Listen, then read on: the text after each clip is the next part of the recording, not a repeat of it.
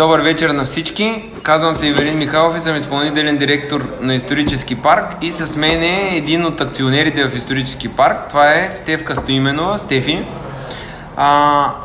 Сега, защо го правим това видео?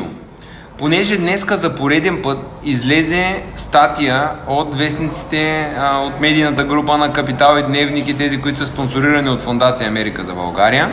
Излезе статия, която е лъжовна и неусетно тази статия се превърна в лоша кампания срещу Исторически парк, като твърдението е, че хората, които са инвестирали в Исторически парк, са подведени, на тях им е обещана гарантирана печалба и те са инвестирали в този проект, защото знаят, че ще вземат някакви големи пари гарантирано.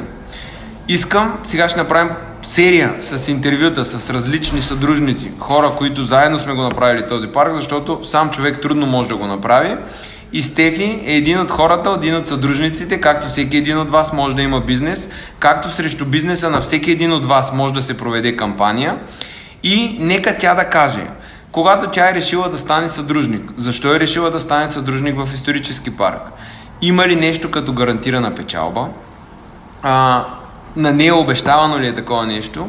Тя знае ли, че дали може да има гарантирана печалба?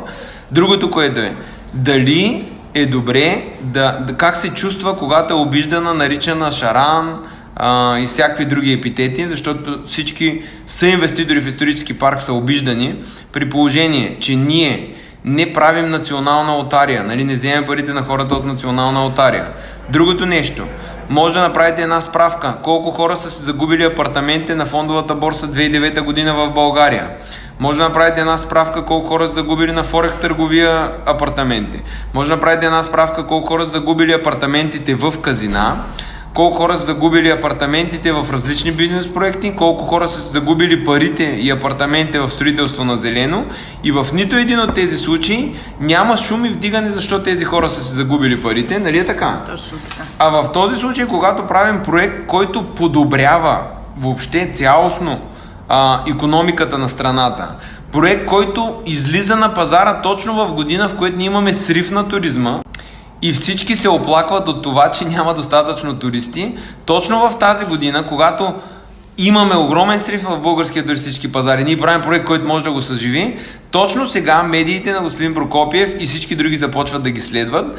Не отразяват толкова бързо положителните новини, но отрицателните новини веднага биват отразявани във всякакви емисии и тези хора, всичките тези хора, които са инвестирали пари, в един момент, които са направили нещо, което е добре за вас и за вашите деца, всичките тези хора, това, което са направили, те са застрашени тяхните пари, защото без да е работил проекта, без да има нито един недоволен човек от него, се започва кампания, която може да срини всеки един проект, защото трябва да се плащат много пари за медийна кампания. Първо, Стефия, да попитам, ти от колко време си акционер в Исторически парк? Първо искам да кажа добър вечер на всички. От колко време? От около 2 години. 2 години? Да. Значи как 2 години? Ти получава ли си печалба през тези 2 години? Не.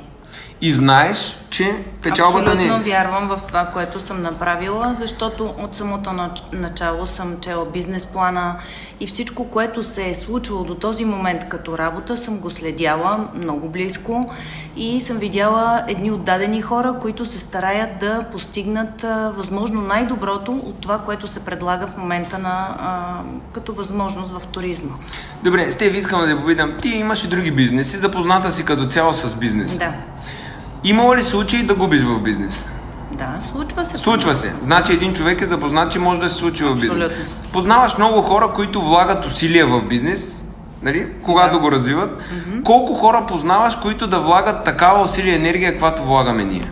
Да ти кажа, почти не съм виждала такива хора с такава отдаденост да дават мило и драго всички възможни средства и усилия този бизнес да стъпи на крака и да даде нужната ценност на България.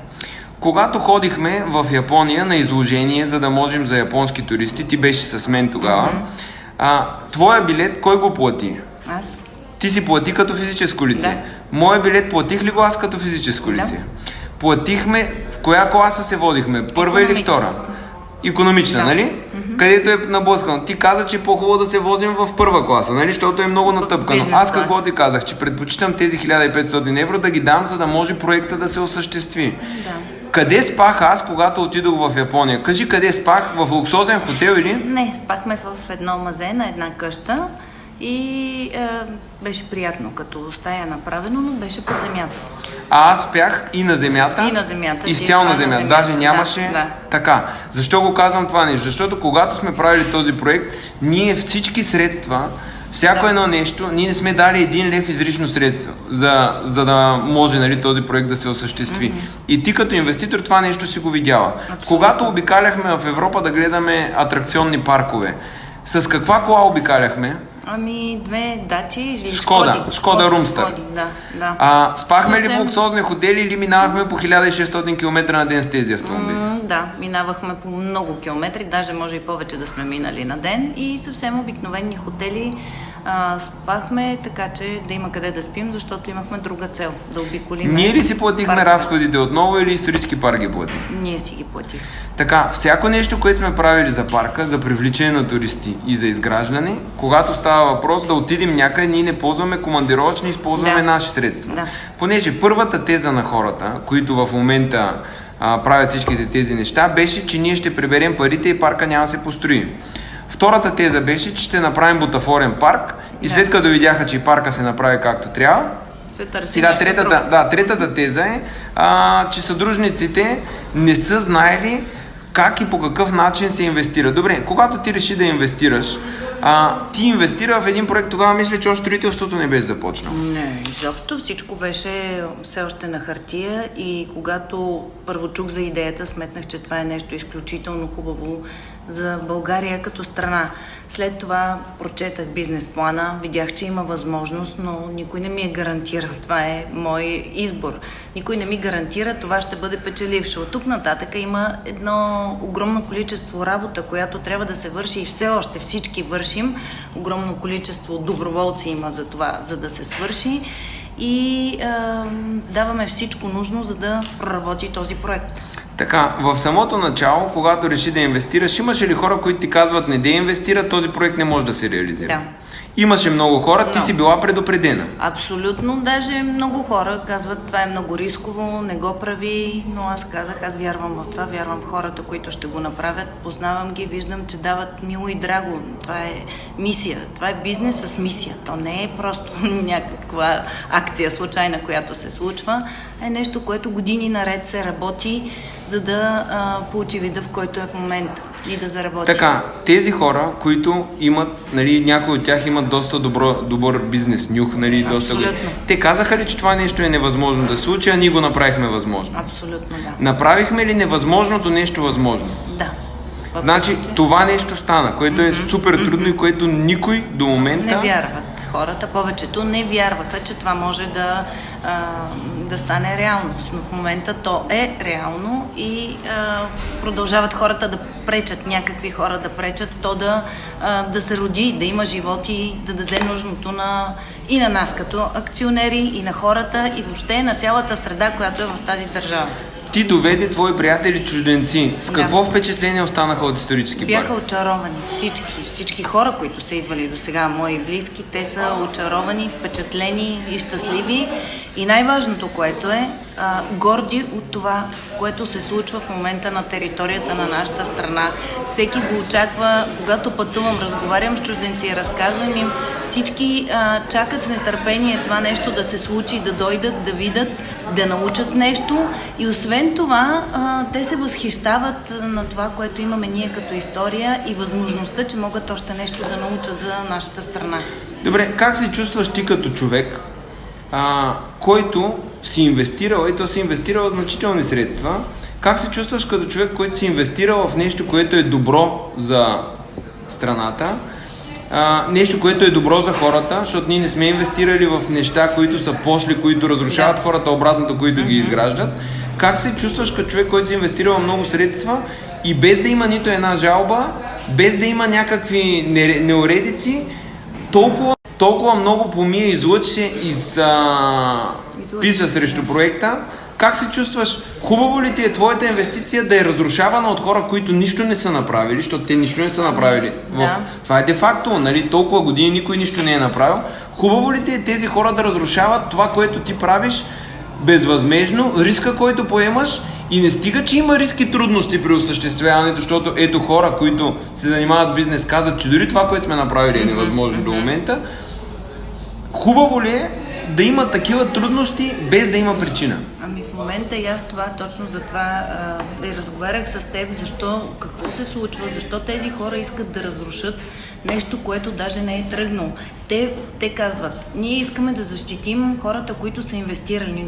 Те в момента правят всичко възможно, всички ние като инвеститори да загубим средствата си, защото те пречат този проект да стане реалност.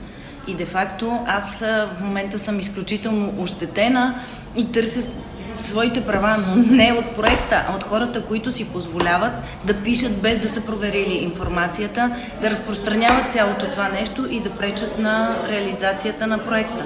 Аз като човек, който не като лице на исторически парк, а като човек българин, заявявам, че ще посветя живота, след като тръгне проекта Исторически парк, тези хора да получат възмездие за това, което са направили, и до края на живота си ще направя така, че тези хора се платят цената, която трябва да платят. Това го казвам като физическо лице Ивелин Михайлов, а не като изпълнителен директор на Исторически парк.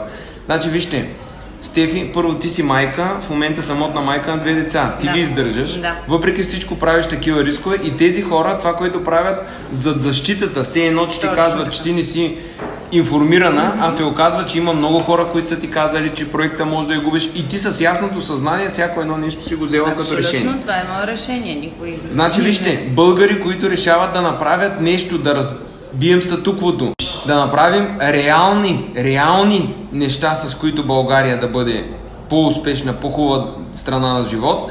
Борим се с много трудности и на нас ни се правят пречки, на всички нас, на самотна майка с 2 деца, на мен, аз, който съм също баща на 3 деца, на хора, които, вижте, всичките ние имаме и деца, имаме отговорности сътворено, и повечето хора, които го правят всичко до това нещо, те дори нямат деца или тяхните деца са в чужбина. И искаме да създадем среда, в която да се чувстват повече хора добре, да оставиме нещо на децата си, така че да имат бъдеще. Децата ни да се гордеят, да растат горди българи, а всъщност в момента те просто съществуват в тази страна.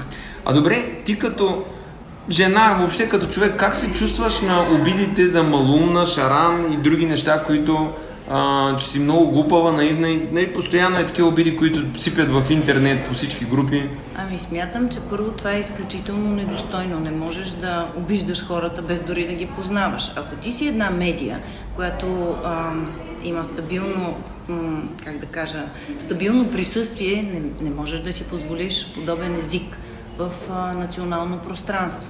Тоест аз ето ме в момента, може да изглеждам и малумна, и шаран, може да ви изглеждам и пингвин, както си решите, но всъщност аз смятам, че съм един отговорен човек, който си върши работата последователно, гледам си децата, гледам където с каквото мога да помогна и да бъда полезна. И в случая, когато се случват такива несправедливости, търся аз, който съм един миротворец, търся начини как да си защитя правата. Държавата, медиите, които трябва да ми защитят правата, всъщност, те правят обратното. Те правят обратното. Опитват се там, където утре те няма да дойдат да ми гледат децата, т.е. и ще излезе едва ли не, че този проект е фалшив, пирамида на всичко да де факто всичко, защото аз съм следила от могат да първия отидат на място да го видят. Абсолютно. Ако е фалшив, нищо до момента нямаше да се е случило. А там се е изградило най-малкото, което могат да отидат на место реално, да снимат, да покажат реалността, а не някаква фалшива измислица информация, която тече и тя се прехвърля от медия в медия. Даже медиите не си правят труда да отидат да проверят, а просто съвсем мързеливо, бих казала, прехвърлят от медия в медия една информация, която не е проверена.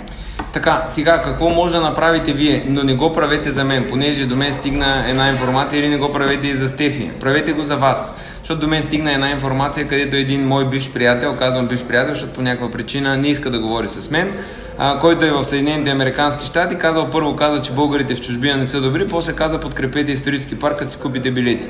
Винаги съм казвал, подкрепете исторически парк само ако ви харесва идеята и ако вярвате. Никога не дейте правете нещо за мен или заради Стефи. Ние ще се оправим, ще намерим начин как да ги направим нещата. Въпросът е такъв. Има хора, които ограбиха страната. Има хора, които направиха всичко това, което са направили до момента. Има хора, които прокудиха българите в чужбина, хора, които продадоха бъдещето на вашите деца и ви направиха роби в чужбина. Има хора, които постоянно в днешно време карат хората в България да се страхуват, да направят каквото и да е, защото някой може да отиде да им вземе проекта. Винаги са питали, не те ли е страх, че един ден като стане проекта, може да се опитат да ти го вземат. Искам да кажа едно нещо. Не ме е страх. Никой никога не може да ми вземе избора как да живея и как да умра. Никой не може да ме спре. Нито ме интересува прокуратурата, нито ме интересува Бойко Борисов, никой не ме интересува. Доналд Тръмп, никой не ме интересува. Интересува ме да правя нещата, в които вярвам. И аз служа само единствено на моя народ. Моите деца искам да знаят, че баща им не е един страхливец, че баща им е живял така, както е вярвал, и нищо, никой никога не може да ми направи. Така че, каквото и да се мъчите да направите, не може да ми отнемете вярата. Тя е вътре в сърцето. Не може да отнемете вярата на хората, защото чудото се е случило. Това, което може да направите вие, споделяйте това видео и разказвайте навсякъде. Ако искате, ако смятате, че медиите, че в България държавността, това, което прави, е всъщност да преследва истинските хора, които стремят да правят нещо и да оставят другите на свобода. Правете го това видео, споделяйте го и обяснявайте, за да може истината да достигне до повече хора. Само ако искате и само ако смятате, че е във ваша полза. Ако не го смятате, въобще не му обръщайте внимание и го оставете така. Борбата си е на тези, които са си я поели, тя си е наша. Направихме това видео, за да ви информираме. От вас зависи дали можем да го разпространим така, че целият свят да го знае. Защото дори ще го преведем с субтитри. Да знаят какво се прави в България. Разследване от прокуратурата на фирма, която никога няма нито едно оплакване. И съответно, лично аз съм правил хиляди оплаквания срещу BMW, Apple, Samsung, LG и всички останали. Няма да казвам колко оплаквания. Отивам в полицията да кажа, че са откраднали на детето ми iPod-а и има записи от магазина и те ми казват, ние не искаме да те разследваме, нали, не искаме, защото това е работа за нас. А в този случай се сезира прокуратурата, КФН работят, само са включени до сега сигурно 1000 човека различни медии, които да пишат и да отразяват. Медийната атака срещу истински борещите. От вас зависи дали хората ще знаят истината, защото медиите, които са де-факто жълти медии, щом го разпространяват това нещо без да го проверят, дали те имат сила или нямат. Всяка медия, която разпространява непроверена информация, може да отиде на място и да се види на живо. Искам всеки един, който казва, че исторически парк е пирамида, да дойде и да построи такъв. Ако един дойде и го построи този исторически парк, и го построи и го направи и се докаже, че мога да го направя с по-малко средства, тогава аз само отивам до живот в затвора. Първото, което е, че те само 500 000 държавата за проучване, що няма туристи в България. 500 000. Къде сме тръгнали да видим какви проучвания, как да дойдат, как да отидем? Само до сега са дошли над 10 чуждестранни блогъри и журналисти от Исторически парк. Исторически парк е прославил България. Исторически парк е направил повече от Министерство на културата и Министерство на туризма, което са направили за тази една година. Исторически парк е направил повече и ние имаме по-малък бюджет и нямаме нито един лев от вашите пари. Това са парите на Стефи, това са моите пари, пари на всеки един човек, който участва. Не дейте мислете нашите пари за какво ги даваме. Мислете за вашите пари, къде отиват и какво се прави с вашите пари. Ако искате да има хора, които да променят и да правят нещо в България, подкрепайте ги. Като не искате, никога не се оплаквайте, защото положението е такова. Това беше от нас. Благодаря ви за вниманието. Желая на всички приятен и успешен ден. И аз ви благодаря.